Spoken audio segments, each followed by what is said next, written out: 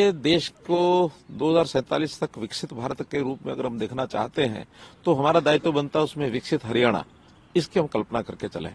और विकसित हरियाणा की कल्पना भी वही है जो विकसित भारत की है कि यहाँ जो मूलभूत आवश्यकताएं हैं व्यक्तियों की वो पूरी होनी चाहिए। जैसे कहा जाता है रोटी, कपड़ा, मकान, शिक्षा, स्वास्थ्य और सम्मान। हमने उसको अलग ढंग से कहा है। हमने कहा कि शिक्षा, स्वास्थ्य, सुरक्षा, स्वाभिमान, स्वावलंबन और सेवा और सुशासन 7 स्टार का सिस्टम हमने अपने यहाँ इजाद किया है ताकि हम हर एक चीज पर ध्यान कर सकें। हरियाणा सरकार जिस पारदर्शिता के साथ, जिस लोगों के कल्याण के नाते से अलग अलग योजनाओं के हिसाब से आगे बढ़ रही है, मैं निश्चित रूप से विश्वास से कह सकता हूं कि हरियाणा अपनी भूमिका देश को विकसित करने में जो हमारे बारे में अपेक्षा की जा रही है उससे ज्यादा निभाएंगे, ऐसा मेरा मानना है।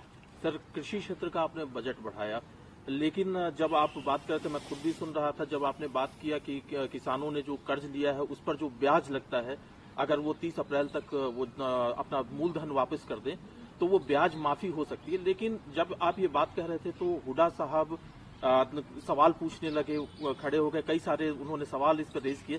क्या कहना है सर आपका इस बारे में? देखिए, उनको एक बड़ी तकलीफ होती है कि हम किसानों की जब बात करते हैं तो उनको लगता है कि किसानों की बात हम क्यों कर रहे हैं। किसान हमारे प्रदेश का अन्नदाता है, देश का अन्नदाता है, तो किसान की तकलीफ के अंदर हम भी शामिल होते हैं। किसानों के नाते से हमने जितना किया है शायद ही कोई और प्रदेश कर रहा हो। आखिर कौन सा ऐसा प्रदेश है जो 14 फसलों को एमएसपी पर खरीदता है? कौन सा ऐसा प्रदेश है जो सब्जी और फलों पर भी भावांतर भरपाई योजना के नाते से करोड़ों रुपया दे रहा है? कौन सा ऐसा प्रदेश है जिसने पिछले 10 सालों से अपने जो मुआवजे की राशि है 10 गुना कर दी हो?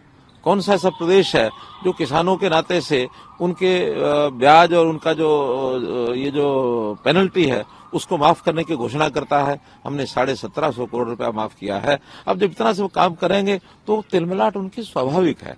उनकी तिलमिलाट है कि किसानों के बारे में तो हमेशा इतनी बातें करते, फिर हम किसान के बारे में कैसे अपने आप को जुड़ेंगे? अब ये अलग बात है कि किसानों का, हमारे यहाँ किसान की कोई समस्या नहीं है, लेकिन पंजाब के किसान अपनी दर्द को वो अपना व्यक्त कर रहे हैं। उनको, किसानों को प्रदेश के नाते वो चीजें भी नहीं मिलती जो हम यहाँ दे रहे हैं। उनके दर्द के साथ ही मिलकर के खड़े होना चाहते हैं, जबकि किसान उनको पूछता नहीं है। आज किसान समझ गया है कि कौन हितैषी सरकार हमारी है, तो इसलिए किसानों की कोई भी बात जब करते हैं उस समय उनको तकलीफ होना बड़ा स्वाभाविक है। एक चीज जो सर इसमें प्रावधान किया कि पराली को लेकर के, चूंकि जब भी पराली की बात आती है तो दिल्ली एनसीआर के लोगों के कान खड़े हो जाते हैं, कोर्ट तक को इन्वॉल्व होना पड़ता है। आपने इसमें एक किया है कि पराली का जो प्रबंधन हो वो किस तरह से हो, इसके बारे में सर थोड़ी सी जानकारी दें। देखिए, हम पराली का प्रबंधन पहले दिन से कर रहे हैं। हम पराली की गांठ बनाने के लिए उनको मशीनें देते हैं, हायरिंग सेंटर के हिसाब से उनको पैसा देते हैं, और पराली जो इकट्ठा करता है उसको किसान को भी 1000 रुपया प्रति एकड़ ये पैसा हम उनको दे रहे हैं। और पराली को जो उपयोग करता है, जो उसको मानो उसका कोई बायो प्रोडक्ट बना करके, चाहे उसमें एथेनॉल बनाता है, चाहे उसके अंदर बिजली पैदा करता है, चाहे जो ब्रिकेट्स बनाते हैं कोयला बना करके और उसको कहीं उपयोग करने के लिए, जैसे थर्मल प्लांट में उपयोग होता है, तो ऐसी इंडस्ट्री को हम एक प्रकार से उसको आगे बढ़ाते हैं। तो ऐसे किसान को भी लाभ होता है, इंडस्ट्री को भी लाभ होता है, पर्यावरण को भी लाभ होता है।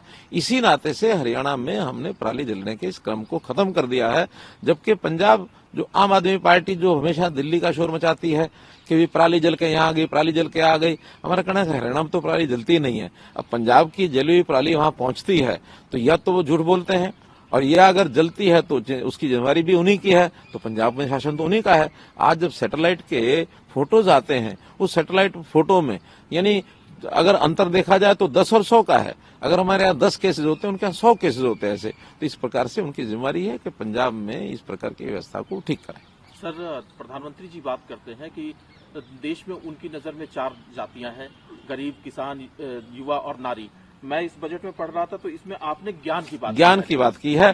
ज्ञान का मतलब G स्टैंड्स फॉर गरीब, Y स्टैंड्स फॉर युवा, A स्टैंड्स फॉर अन्नदाता, N स्टैंड्स फॉर नारी।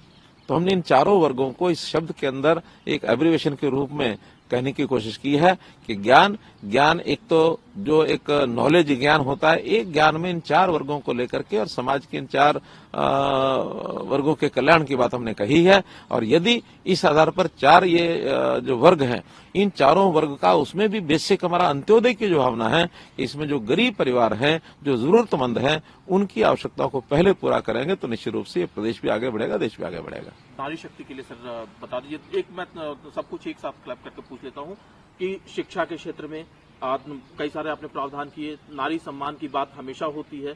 तो और इसमें एक चीज और है कि युवा की बात आपने कर दी है, तो शिक्षा और नारी दोनों को जोड़ करके मैं पूछता हूं कि इसके लिए क्या प्रावधान है, स्पेशल प्रावधान?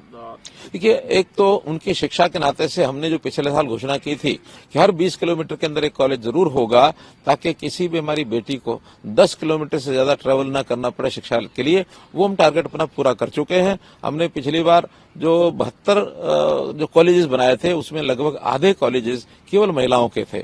तो शिक्षा में किसी महिला को दूर न जाना पड़े, और अगर प्राइवेट शिक्षा में भी कोई हमारी बहन बेटी पढ़ने जाती है, उसकी सारी फीस का प्रबंध भी ये हरियाणा सरकार करेगी। हमने प्रावधान किया, उसको ट्रेवलिंग के लिए एक स्थान से दूसरे स्थान पर जाते हैं, उसकी भी परिवहन सुरक्षा यानी सुरक्षित परिवहन की व्यवस्था ये हमने की है।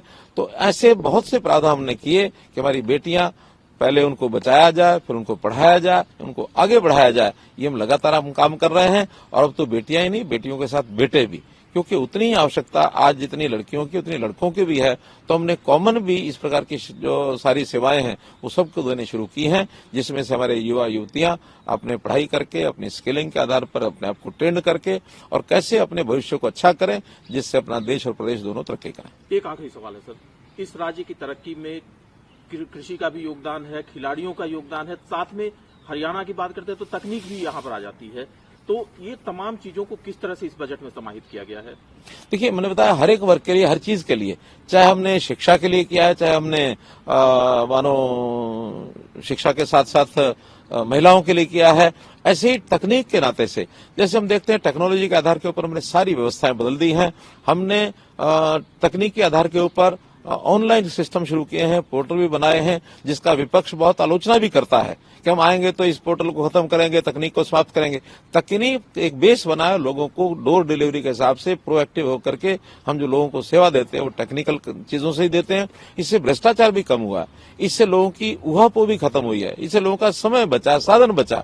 तो टेक्निक के ऊपर शासन व्यवस्था का आगे बढ़ाने का जो काम है ये जनता को पसंद आ रहा है और निश्चित रूप से इसका उनको लाभ होगा। ये देश को 2047 तक विकसित भारत के रूप में अगर हम देखना चाहते हैं तो हमारा दायित्व बनता है उसमें विकसित हरियाणा, इसकी हम कल्पना करके चलें।